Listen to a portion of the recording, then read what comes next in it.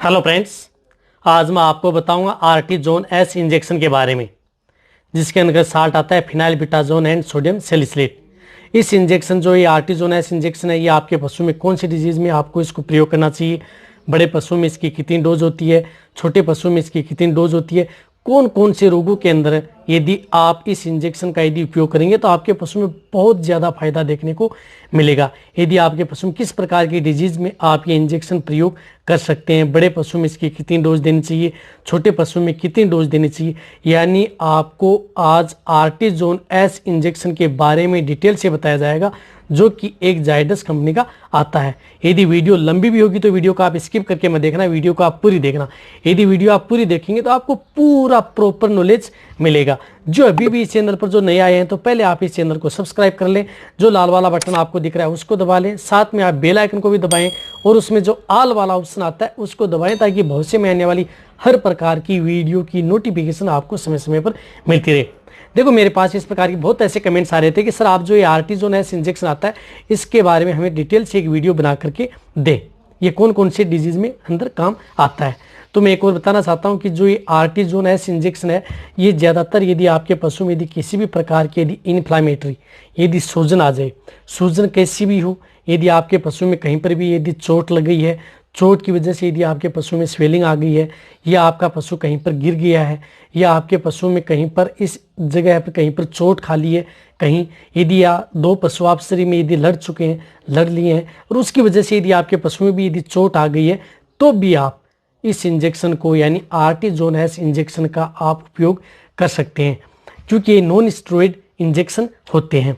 और इस इंजेक्शन का उपयोग यदि आपके पशु में यदि बुखार है, किसी भी तरह का यदि आपके पशु में बुखार है, फीवर है, चाहे वो एपिमेरल फीवर हो, चाहे वो नॉर्मल फीवर हो, यानी आपके पशु में यदि आपके पशु का तापमान बढ़ गया है, एंटीपायरेटिक कंडीशन में भी आप इस इंजेक्शन का प्रयोग कर सकते हैं। उस स्थिति में भी आपके पशुओं को अच्छा रिजल्ट मिलता है। यदि आपके पशुओं का यदि नॉर्मल टेम्परेचर 101.5 डिग्री फ़ारेनहाइट से यदि ऊपर बढ़ा हुआ है, और यदि आपको लग रहा है कि आपके पशुओं को यदि फीवर हो गई है, तो भी आप इस इंजेक्शन का प्रयोग कर सकते हैं, जो आर्टिजोन एस इंजेक्शन के नाम से आता है। बहुत ही अच्छा रिजल्ट है। इसी तरह यदि आपके पशुओं में यदि आर्थराइटिस है, आर्थराइटिस यानी यदि आपके पशु में जोड़ों में दर्द है, जोड़ों में दर्द है, यदि आपके पशु में सूजन है, यदि आपका पशु जोड़ों में दर्द की वजह से यदि आपके पशु में चलने फिरने में दिक्कत आ रही है, या आपका पशु लंगड़ा करके चल रहा है, तो उस स्थिति में भी आप ये इंजेक्शन प्रयोग कर सकते हैं।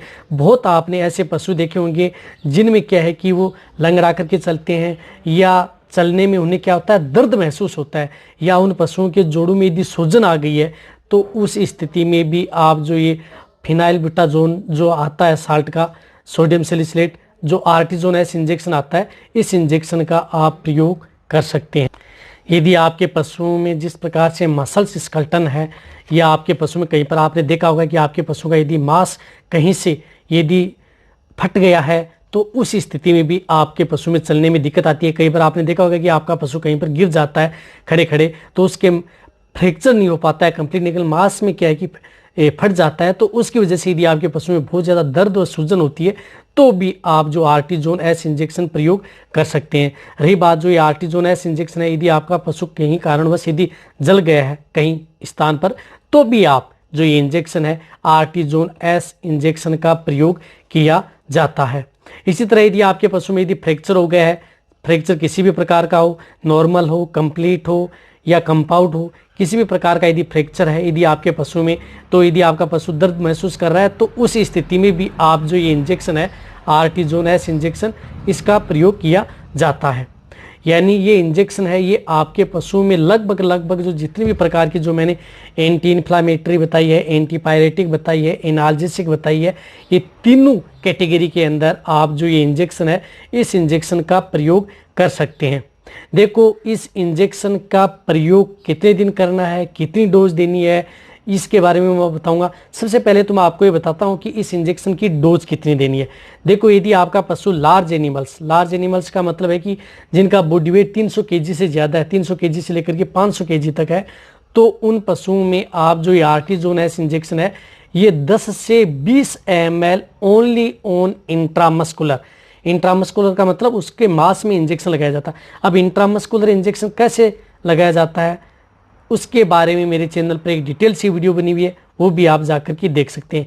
यानी ये इंट्रामस्कुलर ही लगता है। यदि आपके जैसे छोटे भेड़ बकरियां या मीडियम साइज के जो पशु हैं तो उनमें आप 5 ml से लेकर के 10 ml के बीच में आप जो ये आर्टिजोन-एस है इंजेक्शन, इसको प्रयोग कर सकते हैं। और इसकी वही है इंट्रामस्कुलर ही आपको इसको प्रयोग करना है। ज़्यादातर इस इंजेक्शन को किस में प्रयोग करते हैं? ज़्यादातर लोग इसमें इंजेक्शन को इसमें प्रयोग करते हैं जैसे यदि आपके पशु में चलने में दिक्कत है, जोड़ों में दर्द है, सूजन है, आर्थराइटिस में क्या है कि ज़्यादा इसको प्रयोग करते हैं। और इस इंजेक्शन का रिजल्ट भी बहुत अच्छा है इस कंडीशन के तौर पर। रही बात यदि आपके पशु में यदि प्रेग्नेंट है, यदि आपका पशु प्रेग्नेंट है, यदि आप ये इंजेक्शन लगाना चाहते हैं तो आप लगा सकते हैं नॉन स्टेरॉइड, क्योंकि ये इंजेक्शन है ये आपके पशुओं में प्रेग्नेंट है उसमें भी सेफ है, नॉन प्रेग्नेंट है उसमें भी आप लगा सकते हैं। रही बात इस इंजेक्शन को आप कभी भी फ्रीज में न रखें, यानी ठंडी जगह यदि जहाँ फ्रीजर आप यूज़ में लेते हैं फ्रीज के अंदर न रखें। जो यदि आपके टेम्परेचर होता है नॉर्मल टेम्परेचर, ठंडी जगह ही रख कर ही इस इंजेक्शन का प्रयोग करें। सूर्य की किरणों में के सामने आप इस इंजेक्शन को न रखें, यानी सूर्य की किरणें सीधी न पड़े, इसलिए इसको बचा करके आप ठंडी जगह रखें। नहीं तो इसमें अदर रिएक्शन होकर के जो इंजेक्शन है आपके पशु में इतना इफेक्टिव नहीं होगा। इस बात का भी आपको ज़रूर ध्यान रखना है। और रही बात देखो ये इंजेक्शन जो आर्टिजोन-एस है, ये इंजेक्शन यदि आपने आज लगा दिया तो लगातार यदि आपके पशु में यदि दिक्कत हो रही है तो 3 से 5 दिन भी आप इस इंजेक्शन को प्रयोग कर सकते हैं यदि आप कंटिन्यूटी लगाना चाहते हैं। इस प्रकार के मेरे पास कमेंट्स भी आते हैं कि सर ये इंजेक्शन कितने दिन लगाया जा सकता है। रही बात ये जो इंजेक्शन आर्टिजोन-एस है ये 100 ml में है और ये जो एक जाइडस कंपनी का है जिसकी आपको MRP भी दिख रही होगी, ये कितनी MRP का ये इंजेक्शन आता है। अब आप लगभग अच्छी तरह से समझ गए होंगे कि जो ये आर्टिजोन-एस इंजेक्शन है ये आपके पशु में किन किन डिजीज़ में ये काम करता है। और ये जो इंजेक्शन है ये आर्टिजोन-एस इंजेक्शन जो यदि आपके पशु प्रेग्नेंट है तो कौन से पशुओं को, जो प्रेग्नेंट पशु हैं उनको ये नहीं लगाना चाहिए। यदि आपके पशु में जैसे हीमोग्लोबिन है, यदि पेशाब के साथ खून आ रहा है तो उस स्थिति में आप ये इंजेक्शन प्रयोग न करें। इसी तरह यदि आपके पशु में गैस्ट्रिक से संबंधित यदि कोई बीमारी है तो भी आप इस इंजेक्शन का प्रयोग न करें जो प्रेग्नेंट पशु हैं। नेफ्राइटिस में आप प्रयोग न करें इस इंजेक्शन को। कार्डियक फेलियर है, यदि कई बार यदि आपके पशु में यदि हार्ट से संबंधित यदि किसी प्रकार की यदि कोई डिजीज़ है तो भी आप जो ये आर्टिजोन-एस इंजेक्शन है जो यदि आपके पशु प्रेग्नेंट हैं तो उनको आप ये इंजेक्शन न लगाएं। इस तरह के यदि रोग यदि आपके पशु में यदि प्रेग्नेंट पशु में है तो आपको ये प्रेग्नेंट पशुओं को ये इंजेक्शन नहीं लगाना है। यदि किसी प्रकार की दर्द सूजन है नॉर्मल तो ही आप जो प्रेग्नेंट पशु हैं उनको लगा सकते हैं। यदि इस तरह की यदि डिजीज़ हैं जो मैंने बताई हैं तो उसमें आपको ये इंजेक्शन बिल्कुल भी नहीं लगाना है उन पशुओं को। अब आप अच्छी तरह से समझ गए होंगे ये इंजेक्शन आप अपने पशु गाय, भैंस, भेड़, बकरी, ऊँट, घोड़ा या जो सूअर है उन सभी को ही आप ये इंजेक्शन प्रयोग कर सकते हैं। यदि आपको मेरी आर्टिजोन-एस इंजेक्शन पर यदि मेरी वीडियो अच्छी लगी है तो नीचे जाके आप कमेंट में लिखें। मेरी वीडियो को आप अपने दोस्तों के साथ, पशुपालकों के साथ और मेरे जितने वेटरनरी स्टूडेंट हैं उनके साथ आप इस वीडियो को जितना हो सके शेयर करें। मेरी वीडियो को आप लाइक करें, आपके एक लाइक से मेरे को मोटिवेशन मिलता है और मैं आपके लिए अच्छी से अच्छी और नॉलेजेबल वीडियो आपके लिए हर समय ऐसे लाता रहूँगा। इसी तरह से आप मेरी वीडियो देखते रहें, इसी तरह से आप मेरे को प्यार देते रहें। थैंक्स, धन्यवाद।